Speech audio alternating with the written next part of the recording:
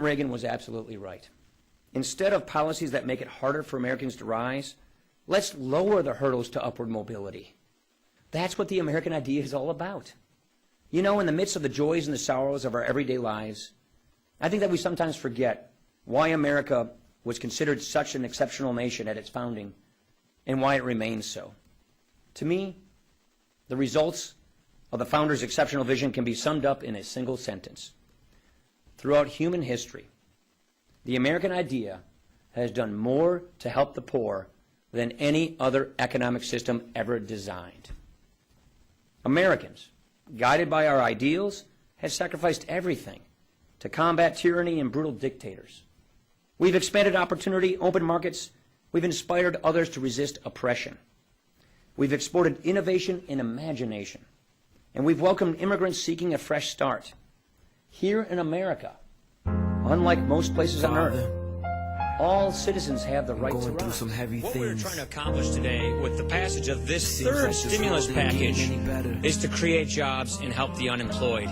Now, I've just recently read in our local Capitol Hill newspaper that members from the majority party and the other body want stimulus. They're breaking with their party leadership in asking for stimulus legislation to pass because in their home states, they have a lot of people who are losing their jobs. So what we're trying to accomplish today is to give one more chance at it, to give one more crack at it, to try and do whatever we can to get Americans back to work, to help grow the economy. Let's take a look at what is in this piece of legislation. We hear about all these impugned motives. We hear about all these bad consequences. What we're trying to accomplish is to pass the kinds of legislation that when they've passed in the past have grown the economy and gotten people back to work. We want to make it easier for employers to keep people employed. We want to make it easier for employers to invest in their businesses, to invest in their employees, and to hire people back to work. And on top of it, for those people who have lost their jobs, we want to help them with their unemployment insurance and with health insurance. The Senate failed to respond on these issues. Paul Ryon, we are now getting more and more information to talk about his character, that Paul Ryon traded stocks on insider information to avoid the 2008 crash. This is really no surprise to me that he would use his position as a congressman to line his own pocket. 10 years from now, if you're a 65-year-old who's eligible for Medicare, you should have to pay nearly $6,400 more than you would today. First of all, if you're 55 and above, no change occurs in Medicare for anyone above the age of 55. That's quite different than what the president's proposing with his ICANN. Second of all, what the Congressional Budget Office did not mention in that analysis is that if you're a low-income person, you'll get an additional $700 to $800 on top of what you would otherwise get to cover your out-of-pocket expenses. What this analysis does, and they mentioned this in a few sentences later, is they measure this Medicare reform plan against the status quo, but the status quo is unsustainable.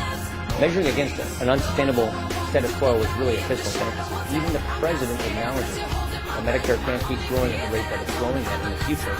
We change that, but we do it by giving people more choice and more power to select their health care plans. Instead of guaranteed health care, you will get a voucher. And if that voucher isn't worth enough to buy insurance that's available in the open marketplace, well, tough luck. You're on your own. The president himself knows that that's not true. First of all, it's not a voucher. A voucher is, as the president would say, you give a person money, they go out into the marketplace and buy something. That's not what we're talking about.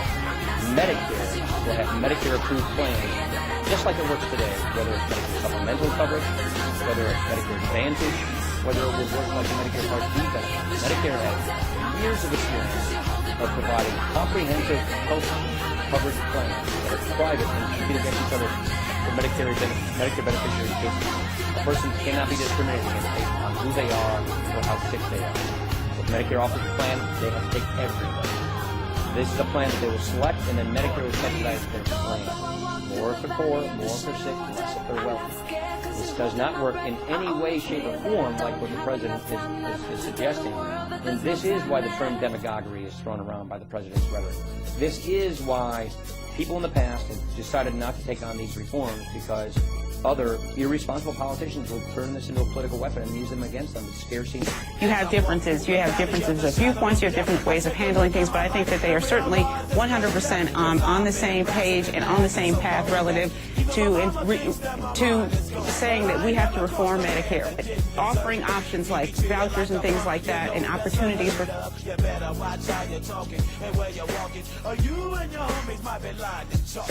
I really hate the trip, but I gotta low.